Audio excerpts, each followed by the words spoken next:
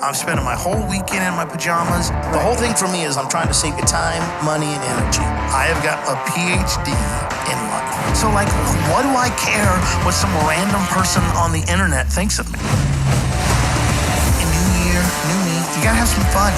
God, Tim, everything you touch just, like, is amazing. And I want to tell that person, no, it's not. I'm only trying to make one person happy, and that's Tim Castleman.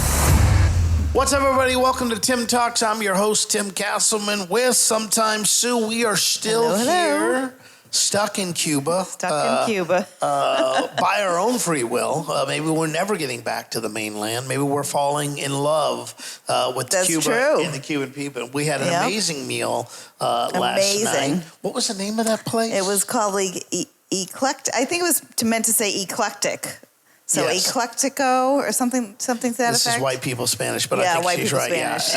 Electico, whatever. Yeah, and it was good. I mean, it was a beautiful. I would say it was probably what they would consider to be a very upscale restaurant. Yes, for sure. White tablecloth. You got people waiting on you hand and foot. Yep. I mean, I felt very American. Very American. Yeah. I was like, oh, okay, this is great. Also in another boutique hotel. Yes. Which was quite nice. Yeah, it seems to be interesting that. It's like we have a restaurant on the bottom.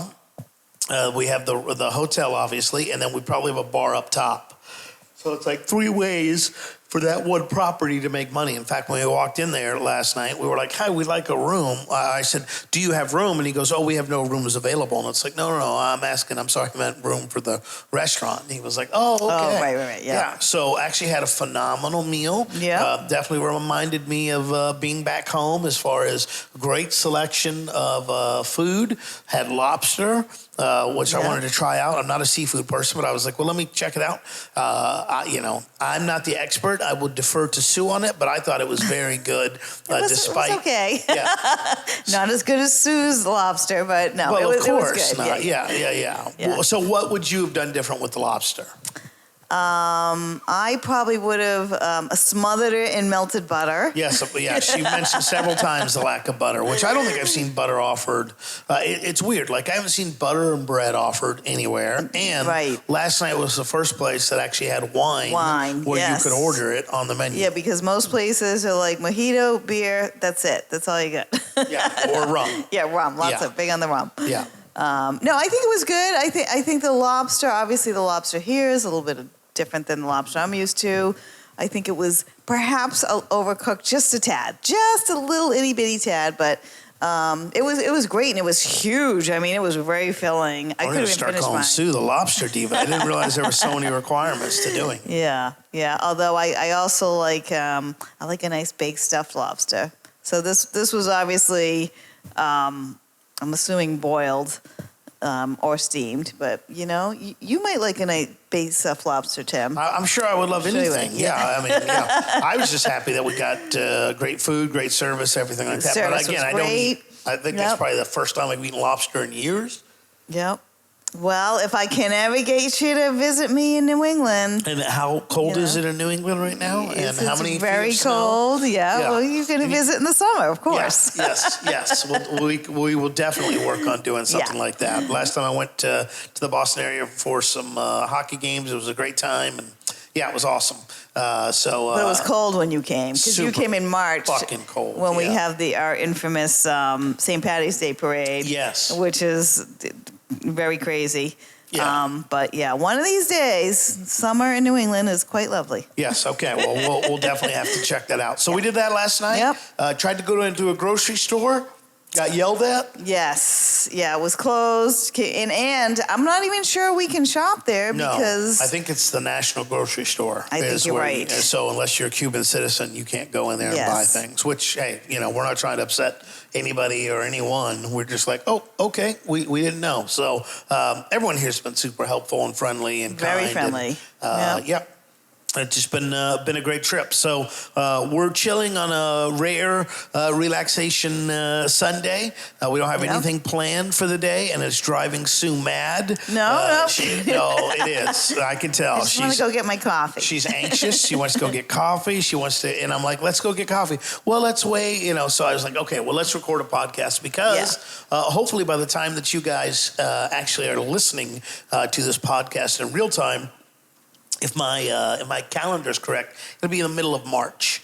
And by then, right. we should have launched our top secret project by then. So I thought we'd kind of talk about it and I'd explain a little bit behind it. So I'm not sure how it first came on my radar, but I started noticing a trend about 2 or 3 months ago where for a specific tech gadget, I don't mind sharing with y'all. So I started noticing that old digital cameras, and I'm talking about like the old Canon Power Shots, the old Kodak ones, anything of that nature. I started noticing that those were being featured by more and more influencers, more and more people on YouTube, and places that you wouldn't expect to start selling them, a la the Goodwill, eBay, Etsy, things like that. Not only were they selling, but they were selling at increased prices. Huge. Yes. And I noticed that shortly,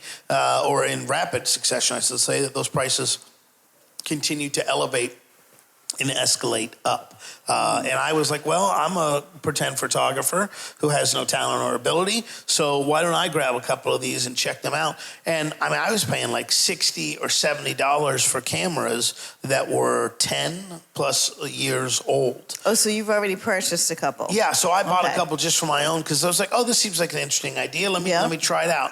And I quickly found out which ones I wanted, which features I liked on them, which I didn't like, and then I went back. And as always, she's not the only one that needs coffee, by the way. I need caffeine, right? And as always, bought more to try some different things out. So we found some unique suppliers of these cameras. We found some unique locations to be able to purchase them. And I initially thought, well, wouldn't it be interesting to buy them, kind of clean them up and resell them? But then I thought, well, that's a lot of work for a little bit of profit. Like I remember years ago, this is probably 10 years ago now, I bought a vaporizer for CBD on eBay. Mm-hmm. And there was something wrong with it, so the guy had to ship me so I basically had to order twice. And I said, hey, man, if you make me a deal, I'll keep the second one without returning it. And he wrote me back and he said, man, I'd like to. He goes, but I'm only making $4 profit on these. And I thought, $4? And I told him, I said, well, I'm going to keep this out of pity for you because $4 isn't worth your time or my time to do the return. So I didn't, I think, the old adage, if you can buy low and sell high, or you go and you ask your grandma or your mom, hey, can I open the junk drawer or the junk closet and look in the attic? Because chances are you have one in there, that this would become a commodity. And I thought, well, why don't I use some of the teachings and trainings that I've learned and maybe try to go at it a different way? So the way that I'm attacking it now is that I've purchased several of these cameras and we'll be doing giveaways with them in the hopes that I can build an email list. This is all hypothetical. Hypothetical, thank you. And, this is all the hypotheses, I guess, if we're talking scientists. My belief is that you can set up a squeeze page, give away one of these cameras, run ads from Facebook and YouTube to said squeeze page, and as a result, hopefully build a list of people that are, one, interested in photography, one, in vintage photography, and all of those things. The goal being just to see, first, can we get the process down? Second, can we start getting people on the list? And then third, can we start making a profit off of them? So for me, I want to keep it very simple. Just a squeeze page giveaway, bam, build the list, do a monthly giveaway of that, and then each month be able to give another camera, and hopefully this will build and build and build, along with the same time of being able to monetize through YouTube, through Etsy, through other methods, which I won't be sharing on here because it will be part of a program I'm sure that I'll put out for money because I'm a capitalistic pig who likes to go and find these things and research them and do them. And then once I'm like, hey, I got something here, be like, yes, I'll share it with you if you'll share some of your bounty with me, so to speak. But, there's ways you can make money as an affiliate. If I wanted to, I could also buy cameras and just sell them via that email list. So instead of you have to go to, eBay to make a bid. It's like, hey, I've got this camera for sale. It's $100. You know, you could just email me directly, type thing. So it's an interesting idea that came out of just what I do best, which is taking in a ton of information and kind of letting my brain connect the pieces and synapses and stuff like that. So the ultimate goal would be to find something that's already a budding trend, one. Two, that people are obviously interested, and you can see by the amount of people that are buying, bidding. I mean, we tried to buy a big lot of like these. 26 cameras or something. 56 cameras. Is that what it was? 56 cameras, Okay. and the winning bid was set over $700 Yeah. for these cameras, which you're like, oh my God, that sounds like a lot. It's really only like $12 a Right. pop. So it wasn't a bad deal for whoever ended up getting it, but it just shows you, like, a year ago, I bet those wouldn't have gone for like more than $200. Definitely. You know, they're begging Right. to give these away. I think there's some real possibility. And the other thing is, you know, I think it's also something that we can share with people and show a little bit like Gary Vee did with the, you know, whole go to garage sale and arbitrage thing. It's like, well, here's another method where you don't even have to leave your house to do the arbitrage thing. And it can all come to you. And you know it's something that is niche specific and trending in the right direction. More eyeballs, more interest, more money behind it. And I think these are going to become kind of like the vintage iPods, where, you know, how, you know, everyone wants to go, it's like, oh, I want vinyl now, you know, I want to go back, you know, because you have this on cassette, you know, it's like, it's like everyone's kind of going that retro vibe. And I think people are looking at their phones a little bit differently now. And then now it's not like, oh man, I want to be on my phone all the time. Now it's like, how the fuck do I get away I think you're right. from my phone? And how can I take photos in a fun, unique, creative way that resembles a lot of the photos I'm taking on my phone? Now, they have computational photography, you know, and to help enhance the photos and make them look better with the iPhones, of course, and I'm sure with Android. But it really it comes down to something that's really unsexy, as you can tell by me yawning again. It's the sensor size. So the sensor size in your phone is about the same size as one of these old, what I would call point and shoot camera. But because it's a camera, they're slightly bigger sensors, and because of that, the photos will be better than anything you could take out of the camera, if you will, with your iPhone. So, right. So the whole goal, like I say, for me is we don't really have, well, you know, we have some other projects we've got going, but we don't really have a project in this area. And I was like, this would be something that would be interesting to me. So we've gone ahead and we bought our domains. And now, you know, I'm sharing with Sue, the process would just be like, okay, let's get our tech person to set up the squeeze page. Then I'll run the ads, because I'd like to figure out how to do YouTube ads and Facebook ads. And, you know, target, and again, this is just all speaking, you know, target popular YouTube channels that have to deal with photography. If I can target specific channels that deal with vintage digital cameras, that'd be great. On Facebook, if I can target groups or interest that are already on there, that'd be huge. And basically just trying to take people from that warm, lukewarm audience to an even more warm offer of like, hey, I know you're interested in this thing. How'd you like to get one for free? Then we do it. Then we get a photo and a testimonial from the person we sent it to. People love contests too.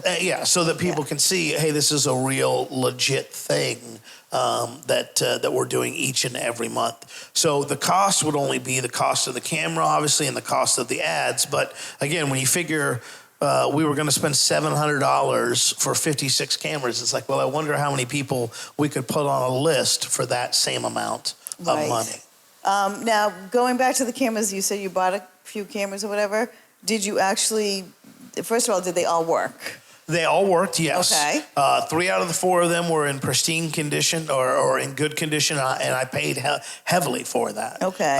Most of them, I mean, when you look on there, they're like, oh, yeah, we want $100 for this camera, and it just looks like it's been beat to shit. Right. Mine were not. Mine, I made sure, you know, a couple things, you know, you want to make sure the lens is still good, so there's no scratching on that. And for me, I like to have a nice, clean back LED panel as well, I know what you're as saying. best as possible. They might have some minor scratches, but it's not like someone etched their name Right. with their keys, you know, into that as well. Remind me again, and I know I have a bunch of these cameras at home, but I feel like those use those little like flat batteries that are rechargeable. Yep, Is that correct? you most use those flat batteries, or they have some even just do AA batteries. Oh, okay. That you can do. So all of mine are Canon specific batteries. So, but they make aftermarket batteries. So like I think I got 3 batteries and a charger or 2 batteries and a charger for $20.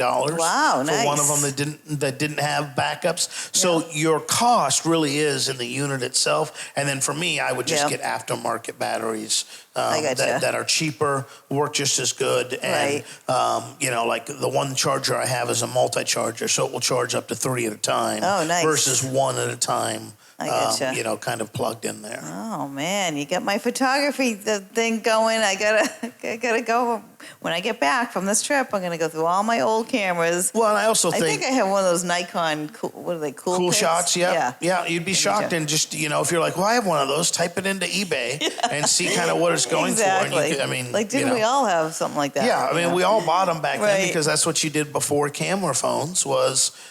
You carried a camera or took a camera with you. But even like on this trip, I've noticed I haven't taken my camera with me very much just because it's a little bigger than being in my pocket. I'm just like, man, I really wish I brought like a really traditional point and shoot. And I also think the other thing is, and again, this is all hypothetical until we put it in reality, is you could put out something for low cost of a user's guide of like, hey, here's how to use these cameras, because a lot of people aren't familiar with it. So it's like, all right, well, here's how you can go through the menu. Here's how you can do X, Y, Z to set it up to take those beautiful shots. Right. And then also, you open up the possibility of here's how you take those photos and put them into Lightroom and edit them. And, there is a lot of people that do that. And also people that buy what are known as presets, which are basically, I like the tone of your photos and I want to pay you, And again, I'm not expecting to get rich on anything like this idea. But if I can build a list of a couple thousand people, or tens of thousands, what I'm looking to do is collect eyeballs in central locations, and I can deploy those eyeballs at any time wherever I want through the power of email. So if I can build an email list off of a giveaway, then I know, hey, this fucking works in this market, and it's something that can be duplicated, in any physical market that you might be thinking of. And if you can tap into something that is sexy in terms of like in demand right now or hot or vintage, or what nostalgia is huge, all of those things. Right. I think there is a real possibility that would make people even more interested in it before. I'm telling you, Tim, you're going to be getting a 2 Comma Club award with this. Yeah, well, we'll see. Yeah, stupidcameras.com, right? Be like, what? Yeah. Oldasscameras.com. That's what I should have got, right? Yeah. Exactly. But no, it's interesting, and it's also, like I said, it's one of those things. We have the podcast that's going well. We've got that. We've got the membership. We're working on that continuously, and by the time that you guys again hear this in March, we'll have launched at least one other, if not 2 other, of the membership projects, and this will be something else to kind of work on that gives me the ability to go out, do something, and create something around that. That's just always been my biggest thing. It's like, well, let's go out and do something. And whenever you do that, something happens, something good, something bad. It gives me content to share with people. Right. Gives me real world test results, and it gives me proof of concept. And as long as I can get proof of that concept, then again, I know I can do this in other avenues and other areas. And once we get the eyeballs, then we start monetizing them. And I have no idea how it's going to go, but I can't imagine if I send you 5 different ways to buy 5 different things that you're already interested in. Once you don't go, well, let me at least check this out. Right. Let me see kind of what it is. So, and you could even, getting in the weeds here, you could even specialize and say, oh, these are vintage digital camera presets made specifically for these type of cameras, because they don't have obviously the camera power of the cameras today. So the editing needs to be a little different. I'm sure there will be some nuances. So you're talking about presets in Lightroom. Yeah. Because whenever you said that, you reminded me of what's his name? Trey. I think it's like Jim Cochran's son. Okay. I'm pretty sure he won a 2 Comma Club award from selling presets. No shit. Yeah, because I remember Jim was talking about it, and then that kid Trey was talking about it in the ClickFunnels group. And I mean, it just goes to show he obviously built a list, and he's, whatever, in his 20s or something, but that was his thing. He had this, like, people didn't, the preset thing. Well, when you look at a photo and it's edited beautifully and you're into photography, most people won't. They'll be like, oh, that's a cool looking photo. Right. But photographers can look at something and go, oh, I love that tone. And like, oh man, I'd like to have, and they're like, great. Instead of doing it yourself, you just say buy them. Yep. Yeah, and you just upload it into, Lightroom or whatever. But anyway, I always thought that was fascinating whenever I heard that story. I was like, wow. Well, what about the guy this a couple of years ago that was selling the rap beats? Remember? That had the 2 Comma Club award winner? Yes. He was the speaker. The guy that you and I talked to. Yep. Because that also made me think of him because he did it with that contest thing.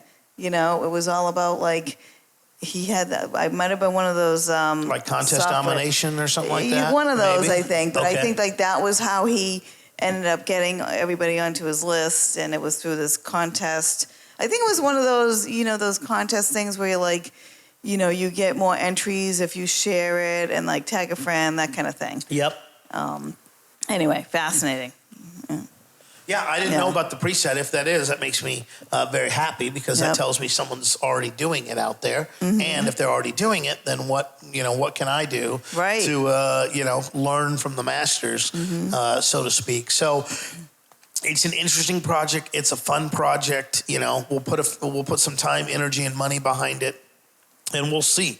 I mean, that's that's the key word for 2023. I think is we'll see.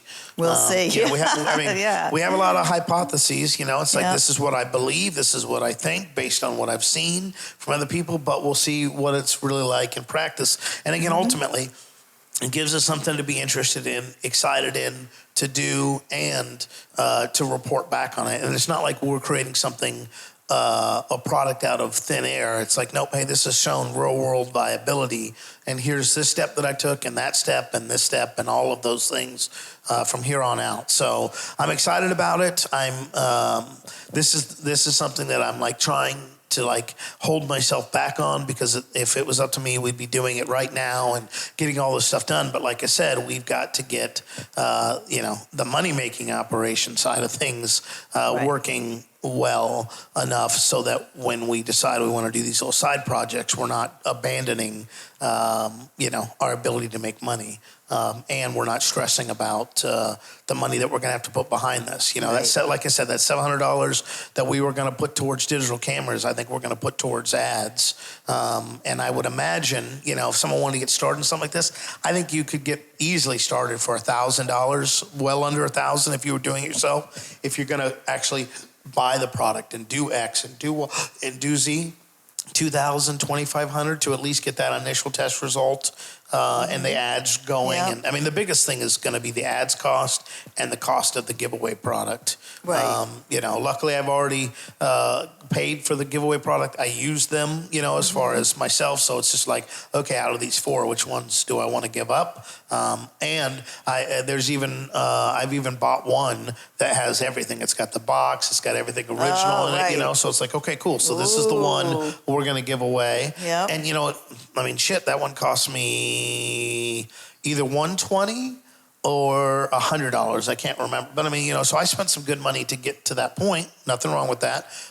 So that it's got a high perceived value for the end user. And again, if I go out and shoot these cameras for a little while and figure it out, and I'm doing that because I'm interested in photography, then naturally I will come up with presets. So I could only just increase that giveaway package every month. What if I said the month following that, hey, here's a camera and the preset package, Oh, hey, here's a camera and a user guide and a preset package. Right. All of those things that people go, oh shit, this is really cool. And if we had proof of what the camera's abilities are, so they can see some of the photos taken with the giveaway camera model, not that camera itself, but like, oh, hey, this is it. And 2, that we have testimonials and proof of people getting that stuff, that they would be like, oh shit, okay, well, this is worth at least trying and giving an idea.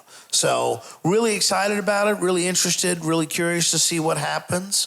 But that's probably going to be a project that's going to take us over the summer for sure. Yeah. No, I agree. I was just thinking in my back of my mind, I'm like, wouldn't it be crazy if this particular thing overtook the other thing? But well, the hard part about it, starting off, and I'll be the first to admit it, is the monetization. Because, you can go through Amazon, but Amazon doesn't sell a lot of those cameras, and they've also cut their affiliate commissions and deals like that. So again, we'll see. I don't know how we're going to monetize it 100%, and again, what that monetization looks like. 3% of $10 doesn't sound, really amazing. But then I'm thinking, like you said, if it works for cameras, maybe it might work for another item. So maybe you can monetize it by selling your, this is how you do this kind of thing. Right. Oh, yes. In another sense as well. Right. And that's the dual.